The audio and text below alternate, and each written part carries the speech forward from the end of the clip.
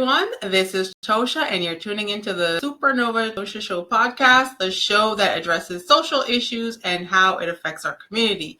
And today we are going to be discussing allegations and civil suits.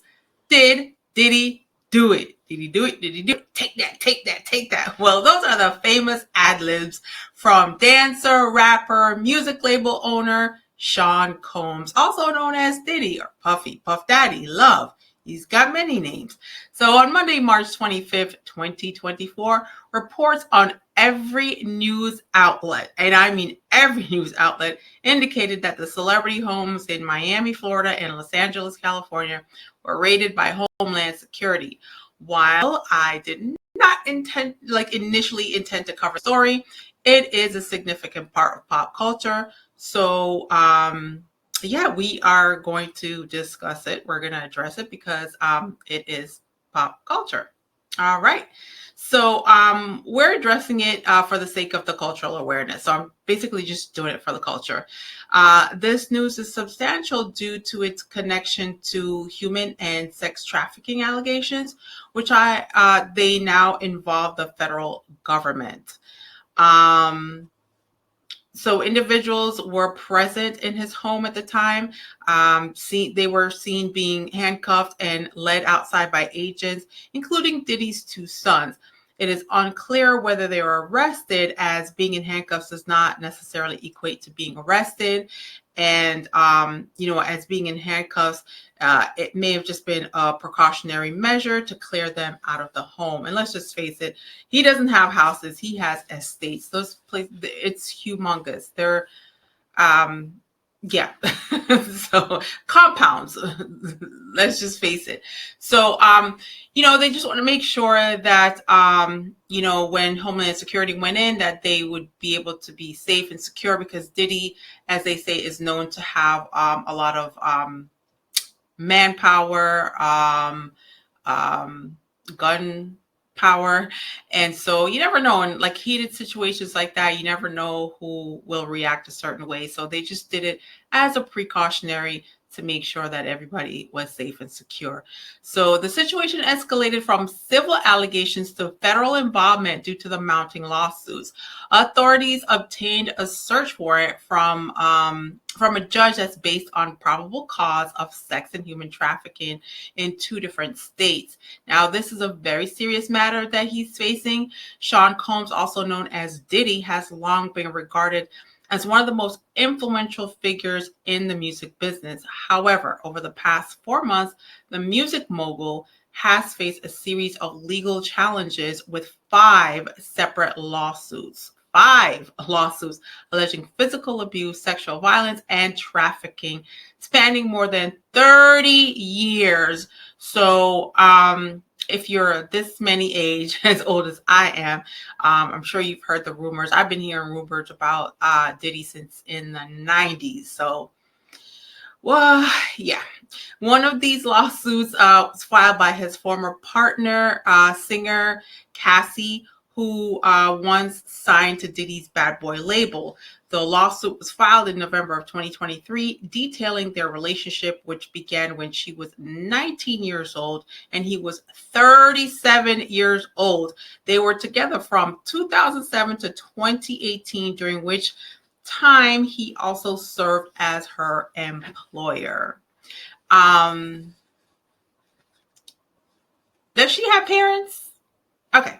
So anyway, Cassie further alleges that Diddy would fly male sex workers to various cities in the United States and overseas. Additionally, Cassie has in the lawsuit that Combs would give Cassie ecstasy, cocaine, ketamine, marijuana, alcohol, and other drugs in excessive amounts during these parties. Diddy has vehemently denied Cassie's accusations, labeling them as offensive and outrageous, and accusing her of seeking financial gain. Well, gain she did, because the following day a settlement was reached between the 2 parties. She was suing him for millions. We don't know how much they settled for, but I'm sure it was somewhere in the millions. Subsequently, another lawsuit was filed by a Jane Doe alleging that Diddy coerced her to travel from Detroit to New York to be with him at his studio in 2003 when she was only 17 years old. According to the lawsuit, Diddy and two others allegedly intoxicated her to the point where she could not give consent, and they took turns abusing her. Following the assault, she was reportedly taken to an airport and flown back to Michigan. First and foremost, this has to be a situation where she doesn't have parents, because I have a 17-year-old, and if I were asked or told I am taking a flight to a different state, no, we're not doing that. No, we're not doing that. Anyway, many individuals have expressed the sentiment that if Sean Combs, also known as Diddy, Puffy, Puff Daddy, Love, were a Caucasian man, law enforcement would not have conducted a raid on his residence in the manner in which they did. If you all know or heard of Charlemagne, who's a popular radio host, TV host, I guess. So he has a show with DJ Envy. And for example, he highlighted the disparity in treatment by noticing that he did not witness Harvey Weinstein being subject to a similar raid as Diddy. Charlemagne appeared visibly upset and chose not to delve further into the topic, citing his reluctance to criticize a fellow Black man who's already facing challenges. Now, while narratives like that of the Scarface, I call it like the Scarface type coming up, I guess. A lot of times it's romanticized, like the rise of the underdog, and people love to see when an underdog rises. Okay, but it is essential to recognize that the deeper themes of these types of stories. Scarface is closely linked to its 1932 predecessor, which criticized American gangsters and called for justice from the legal system. This narrative delves into the themes of immorality, the consequences of a criminal lifestyle, and the pursuit of excessive materialism.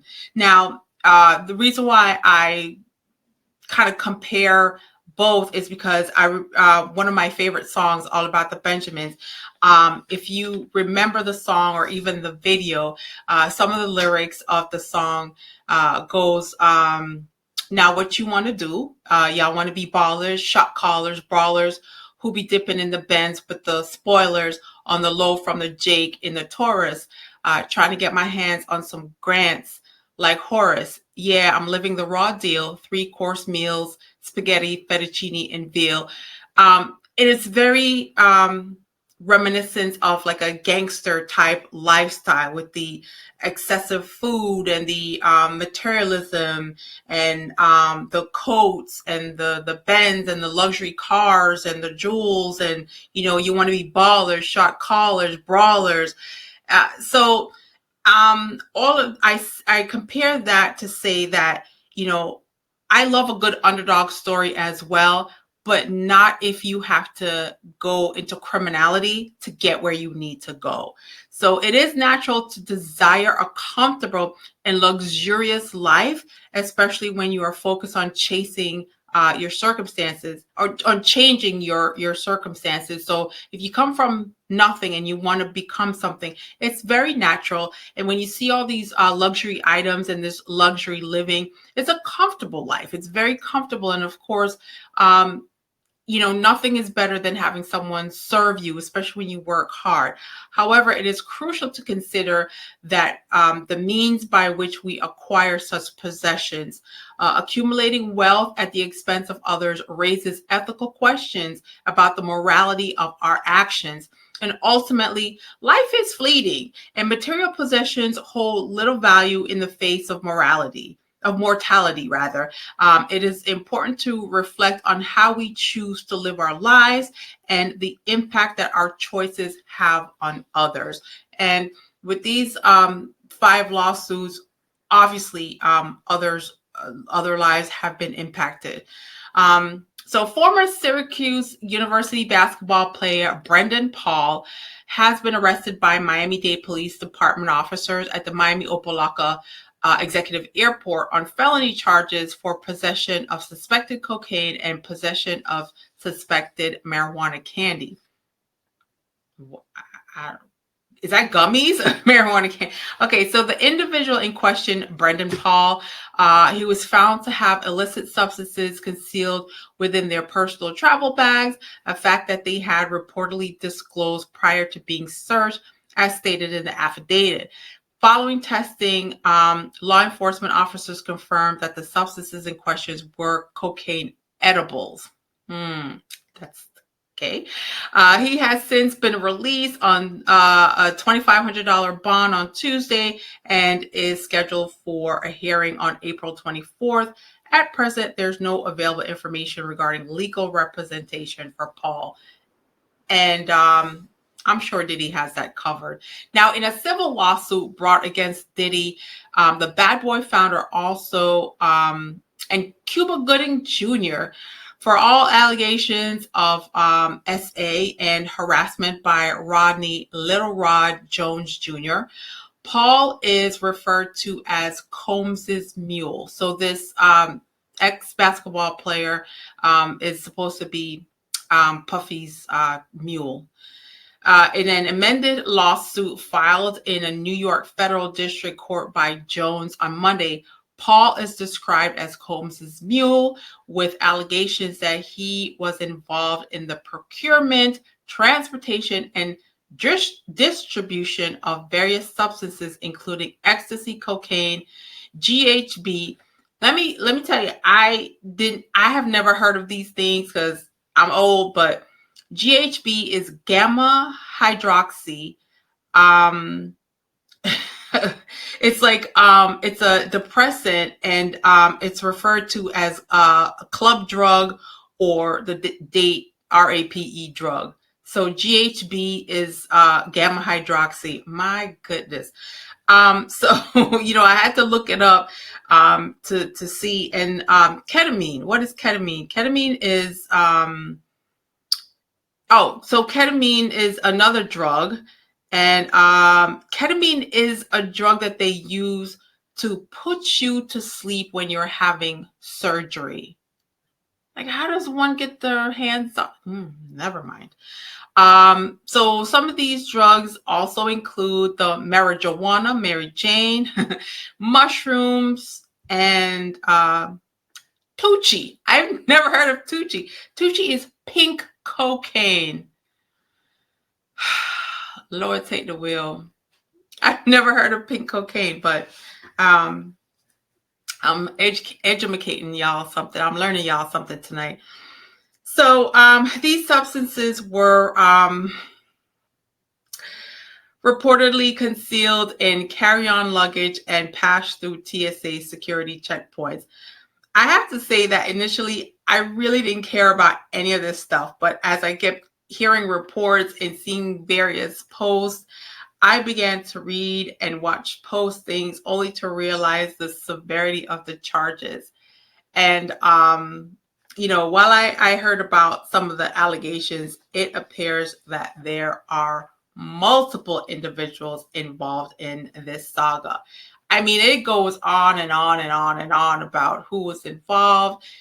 Months ago, or not even months ago, like maybe a year ago, it was like TD Jakes was involved in these Diddy parties, and Ja Rule, and just, it's crazy. But it has come to my attention that the rapper of the City Girls duo, Young Miami, has also been accused of engaging in sex work with Diddy's camp.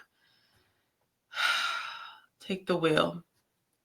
So I'm going to show you a video that further illustrates the seriousness of what is happening. And I just want you to keep an open mind and don't think of it as, well, Harvey Weinstein never went through this. I'm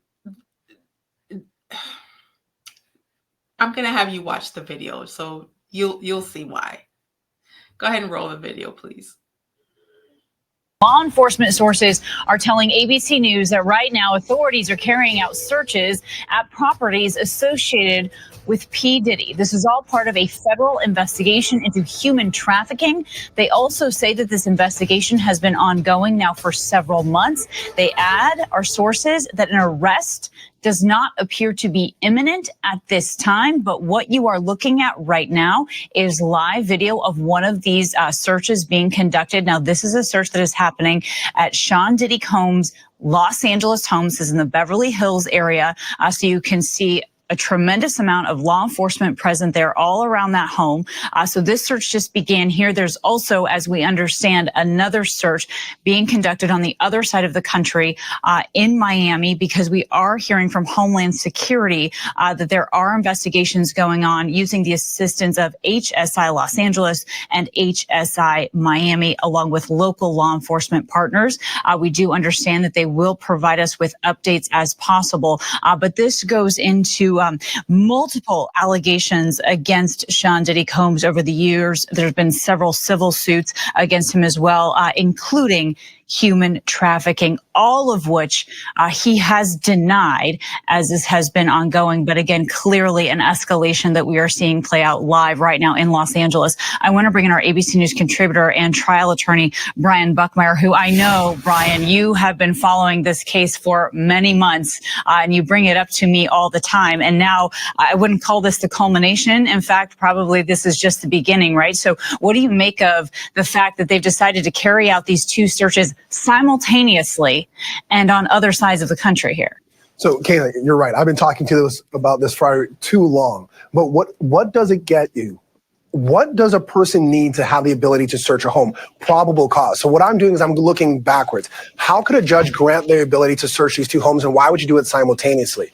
Probable cause being the belief, or at least having the quantity of information that a crime either did happen, is happening, or is going to happen. That's how law enforcement must have to prove to a judge or a court why they have the opportunity or the legal ability to search someone's home. Now, why would you do it in conjunction from one property and another at the same time? Law enforcement typically does this because they are worried that information or property or evidence may be hidden away or destroyed while you're searching one property. And so they're looking for something to corroborate the belief that they have that a crime did occur. And as you pointed out earlier, he's facing multiple allegations of sex trafficking. So perhaps that is a crime in which they're investigating. Perhaps that is what they're trying to seek more information from. But in order to search a home, you have to have probable cause. The only question is, probable cause of what?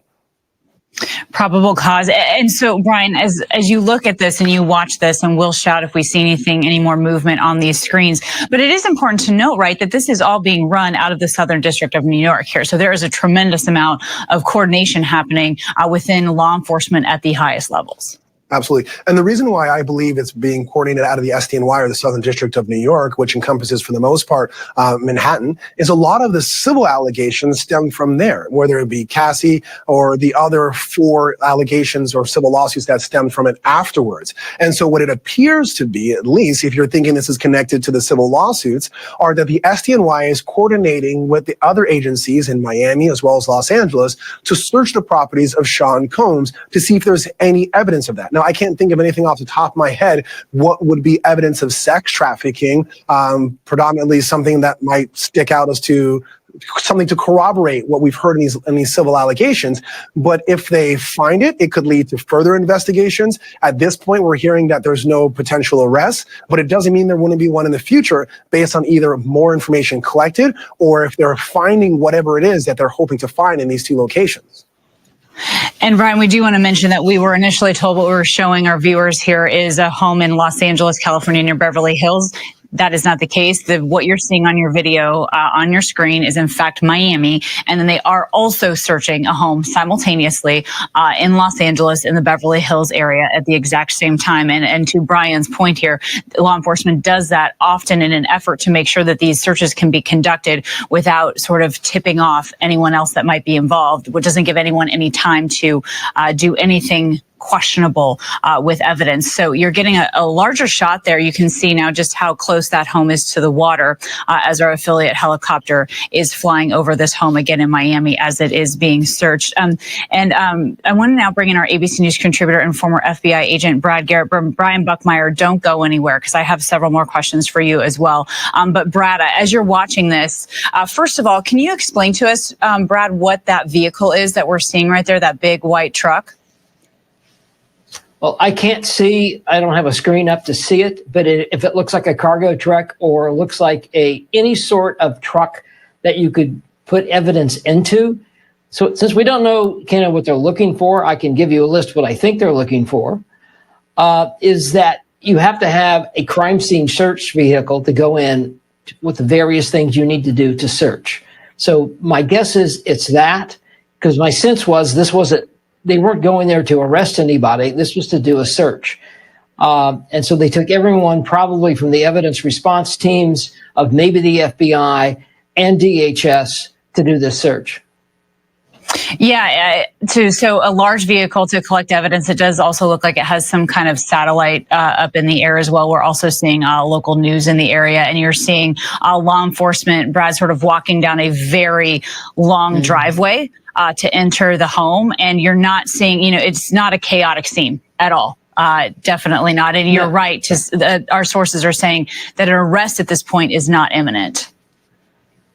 Right. So, quickly, why were they able to go in there? To Brian's point, how did they convince a judge to go in there? You have to have a link directly to these two houses. In other words, do they have video of some of these acts that are being alleged in either location or both locations? Are there witnesses? People have come forward. Of course, people have come forward. Can they put acts in these houses? Maybe they were there firsthand. Is there CCTV that could be seized? Does he actually have video that he collected while these acts were going on? It's not uncommon in these types of cases. So it's all about what happened in those houses that law enforcement convinced a judge that there may be elements of the crime inside these houses. And so there you have it. Just a brief little explanation of what's going to be a very long year for Diddy, or maybe a few years for Diddy, and other celebrities that are linked to these allegations as well. And by the way, if you haven't seen, the rapper 50 Cent is, producing a documentary on the sexual assault allegations of Sean P. Diddy Combs. I have to say that 50 Cent is just a character. I don't know what his feud is with Diddy. He just, I don't think he doesn't like him. He just always said that Diddy was fruity, and he didn't appreciate when he was at a gathering with Diddy, and Diddy said to him, "We should hang out. I'll take you shopping." And 50 at that point lost it, because he was like, that's something that a man would say to a woman. I don't need you to take me shopping. So ever since then, he's just been digging at Diddy. And now he is actually producing a documentary on the sexual assault allegations of Diddy. So yes, it's going to be a very, very, very long year for Sean Diddy Combs. Okay. So to the Loyalty family, the Supernova Tosha Show podcast can be heard on these apps such as Spotify, Pandora, TuneIn, or iHeartRadio. The goal is to be on the 10 best podcasts to listen to list. So please share, subscribe to my channel, and spread the word. Word of mouth is the best way. Sit around, have some wine, discuss some of the topics, give your opinion. I don't mind. I am so grateful for your time. I do want to thank you for being attentive. I appreciate your presence. Be careful, be safe, walk good, and peace be still.